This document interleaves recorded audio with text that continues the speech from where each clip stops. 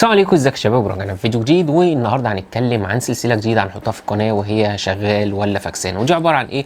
دي عباره عن اننا هنشتري منتج من النت سواء امازون او نون او علي بابا ايا كان من النت، ونقيم التقييم او المنتج ده من 10 ونشوف يستاهل الفلوس اللي احنا هندفعها فيها ولا لا. لو عجبتكم السلسله دي ما تنساش تدعمونا، ويلا نبدا الفيديو. واول منتج هنجربه معانا وهو خلاط متنقل، وهو من الاكثر مبيعا واخد تقييم 3.5 وسعره حوالي 170 جنيه.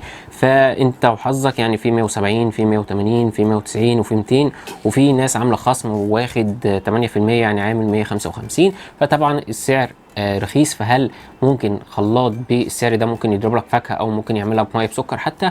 فده هنجربه. تعالى بس نشوف التقييمات بتاعت الناس. ففي ناس بتقول لك نوباد يعني مش وحش، في ناس بتقول لك يحل ازمه، في ناس بتقول لك الخلاط حلو وقوي، في بيقول لك الشفرات بتاعته ضعيفه، في اللي بيقول لك بيخر ميه. فعشان كده واخد تقييم 3.5. تعال نجربه ونشوف هل الخلاط ده يبقى شغال ولا فاكسان. لو هتبص الخلاط هتلاقيه جاي لك بالشكل ده، بطول حوالي 25 سم، والمكان اللي بتضرب فيه او اللي فيه الشفره ده حوالي 380، يعني قد الكنزايه تقريبا. ممكن تعمل كوبايه او كوبايه وربع. ولو هتبص للخلاط فكله جاي من البلاستيك المقوى، يعني الخامات بتاعته بصراحه انا كنت بحسبها اضعف من كده، لا لقيت الخلاط جاي بخامات كويسه جدا. لو هتبص هنا هتلاقي عندك مكان التشغيل، وعندك هنا USB علشان طبعا الخلاط ده بالشحن زي ما اتفقنا. ومن فوق هنا هتلاقي عندك هنا زي جلدش اللي عايز تعمله ميداليه ولا حاجه.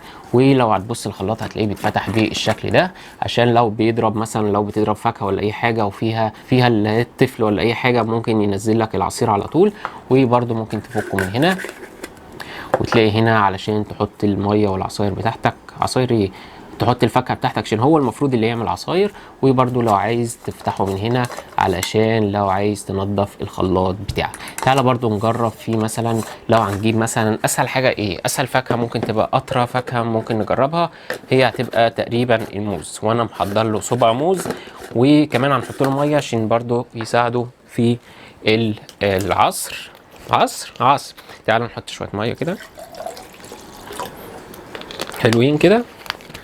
انا بس عايز اجرب اشوفه بس هيشتغل في الميه ولا لا الاول، وبعد كده نبقى نحط له الفاكهه بتاعته.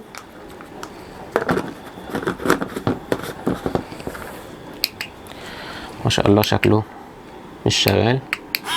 لا صدق شغال، لازم تضغط ضغطه مطوله وشغال اهو. طب تعالى بقى نحط فيه الموز عشان احنا شكلنا نظلم كتير.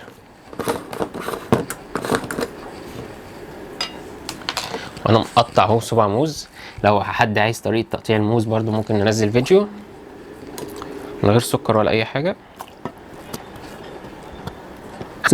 الموز اصلا عالي فوق، نزل تحت كده شويه.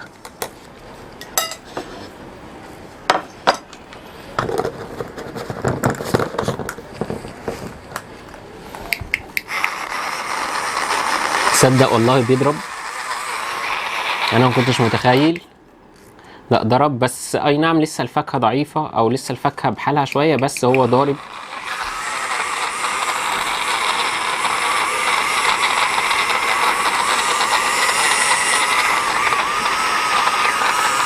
تقريبا ايه، انت المفروض تريحه كل شويه علشان ما يتحرقش، بس الى حد ما الخلاط شغال كويس. بس انا برضو علشان ده موز، يعني لو فاكهه تقيله شويه ممكن ما يشتغلش، بس هو شغال لحد دلوقتي.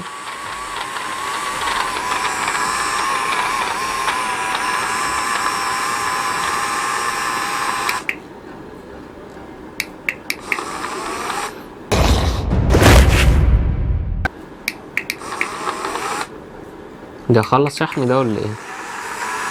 لا شغال اهو. بس لو هتلاحظ هتلاقي الصوت ضعف شويه، بس هو بصراحه يعني يعتبر خلط شويه او عصر شويه. طب احنا ممكن نحط في الكوبايه ونشوف مثلا بقى عامل ازاي.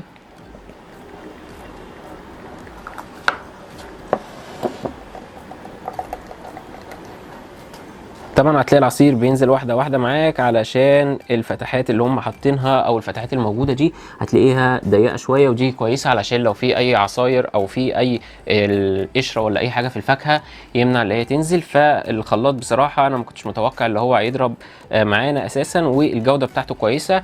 وادي العصير بتاعنا طالع بالشكل الممتاز. فانا بصراحه هديله تقييم 8 من 10، وهيبقى اول منتج معانا شغال. ولو هنيجي لتاني منتج، وطبعا كلنا عارفين اللي فيه تخفيف احمال والنور بيقطع، بس ليه تقعد في نور مقطوع؟ ممكن تقعد في نور مثلا يعني. فلو هنيجي لتاني منتج وهو كشاف ليد. طيب لو هنبص ليه الكشاف الليد ده، لو هتلاقيه مثلا على علي اكسبريس. طبعا المنتج انا كنت شاريه من على امازون، كان سعره عامل تقريبا 150 جنيه، وكان واخد تقييم 4.5 من 5. بس طبعا اتشال لانه كان بسعر 150، ونزل اشكال تانية ب 300 و 350 لما لقوا عليه سحب. بس هنا على علي اكسبريس زي ما اتفقنا لسه بالسعر بتاعه 146 جنيه، بس هو طبعا بيقول لك هو ب 300، بس بعد الخصم عامل 146 جنيه. لو هنيجي بقى للمنتج هنا، هتلاقي المنتج جاي بالشكل بتاع الكاسيت زمان. انا مش عارف انت شايف في الكادر ولا لا، بس اكيد هتبقى شايف يعني. فبعد كده هنظبط الكادر ونظبط القعده ونظبط الليله دي كلها، بس عشان اول فيديو. فعامه هتلاقي زي ما اتفقنا كده ان الكشاف جاي بالشكل التقليدي بتاع الكاسيت بتاع زمان. هتلاقيه طبعا كله جاي من البلاستيك، هتلاقيه جاي من ايد هنا، وعندك زرار الباور من هنا. هتلاقي عندك هنا كشاف ليد، هتلاقي عندك هنا برضو كشاف ليد، وهتلاقي عندك هنا برضو كشاف ليد. يعني عندك 3 مخارج بيخرج منها النور. ولو هتبص من ورا هنا هتلاقي عندك يو اس بي لو عايز تشحنه. وبرده لا قدر الله لو انت قاعد في حته ما فيهاش كهرباء خالص، يعني مش بيجيلك كهرباء خالص، فانت عندك هنا ممكن تشحنه بالطاقه الشمسيه. يعني عندك جزء ممكن تحطه في الشمس شويه ويشحن. وللعلم انا جربته وفعلا حطيته ساعه الا ربع، بس لقيت الجهاز حرفيا كان بيولع نار. ولو لاحظت هنا هتلاقي المكان اللي عند الطاقه الشمسيه هنا هتلاقي الكيسه بدات تسيح شويه. وهنا عشان زي ما اتفقنا كنت حاطه في الشمس، لقيت الجهاز سخن شويه فشلته، بس شحن برده. بس طبعا بيشحن بسرعه لو حطيته في الكهرباء. فلو اتفقنا هنا مثلا هتلاقي هنا لو ضغطت ضغطه هتلاقي بينور لك من هنا كده، ولو ضغطت هنا هتلاقي برضو بينور لك من هنا، والضغطه الثالثه هتلاقيه بينور لك من الجناب. فالكشاف بصراحه انا اديله تقييم 8 من 10. الكشاف ممتاز جدا وبينفعك وبيقعد معاك وقت كبير جدا. يعني انت لو هتشحنه مثلا في 2.5 ساعات او 3 ساعات، فهيقعد معاك مثلا في كل يوم لو النور بيقطع ساعه او ساعتين، ممكن يقعد معاك يومين او 3، فمفيش اي مشكله. وبرضو قبل ما نطلع من نقطه الكشاف دي، ففي لمبه برضو بتتباع على نون او بتتباع على امازون، لمبه بحوالي 70 او 80 جنيه حسب البايع. فاللمبه دي عباره عن ايه؟ هتلاقي طالع منها كده واصله لليو اس بي، تحطها في باور بانك او تحطها في لاب او تحطها في اي حاجه. لو النور مقطوع يبقى هي مشحونه مثلا. فمثلا لو هنجربها في الكشاف هنا، فهتلاقيها المفروض بتنور لك عادي جدا مفيش اي مشكله. بس انا مش شايفها عمليه، يعني لو هتستهلك كده انت من الباور بانك، فمش شايفها عمليه زي ما انا شايف الكشاف ده عملي جدا. فالكشاف زي ما اتفقنا هنديله 8 من 10، وده تاني منتج معانا. ولو هنيجي بقى للمنتج الثالث، وممكن يعجب ناس وما يعجبش ناس، بس الناس اللي بتحب الاكسسوارات اللي بتحب تزين مكتب العربيه بتاعتها هيعجبها الفكره دي جدا. في زمان او من سنه تقريبا كان في بتاع كده نازله مربع كده شفاف ومحطوط جواه ليكويد ازرق، ومن فوق في ميه كده، وبتحط مركب او بتحط نخله او ايا كان، وبتلاقيها عايمه على وش الليكويد كده ما بتغرقش. ففي ناس هتبقى فاهماني. فالبتاع دي انا لقيتها على علي اكسبريس، طبعا مش هتلاقيها على امازون ولا نون ولا الكلام ده كله. فزي اللي موجوده في الصوره، طبعا انا كده هوريها لكم على الطبيعه دلوقتي. فالبتاع دي سعرها عامل 250 جنيه، وبعد الشحن عامل 290 جنيه، وطبعا ده بعد الخصم هي المفروض ب 350 جنيه. ففي منها اشكال كتير، فانا اخترت سفينه تايتانيك. تعالوا اوريكم المنتج بتاعنا بيتكلم عن ايه. وهو عباره عن الشكل زي اللي موجود في ايدي ده.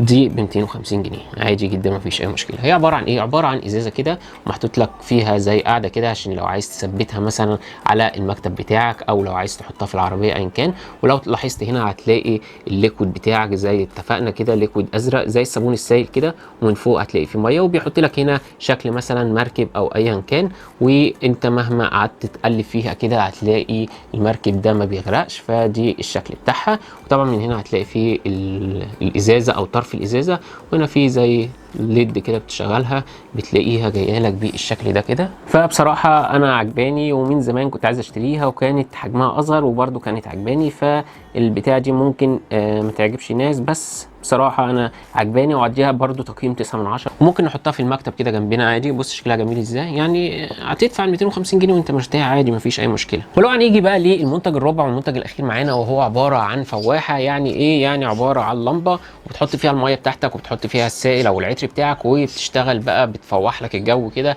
وتشتغل لك بانوار LED. فالشكل بتاعها هيبقى عامل كده بالظبط. انا مش عارف انت شايفها ولا لا. طبعا تقييمها واخده 3.3، يعني حوالي 3.5. التقييم بتاعها مش وحش، وبعد المراجعه بتقول لك عليها مش وحشه، وفي اللي بيقول لك عليها ممتازه. فتعالى نجرب الشكل بتاعها. بس للاسف انا عايز احكي لكم قصه حياتي مع المنتج. انا اي منتج بشتريه بجربه على طول علشان اعرف كل حاجه فيه، بس للاسف انا بصور الصوره مصغره للفواحه وقعت مني وللاسف مش شغاله. بس انا برضو هجربها لكم. وهي عباره عن ايه؟ عباره عن لمبه كده بالشكل ده. مش عارف انت هتبقى شايفها كويس ولا لا. فجايه لك بالشكل ده، وهتلاقي عندك هنا القلاووز بتاعها بتتفك عادي جدا مفيش اي مشكله.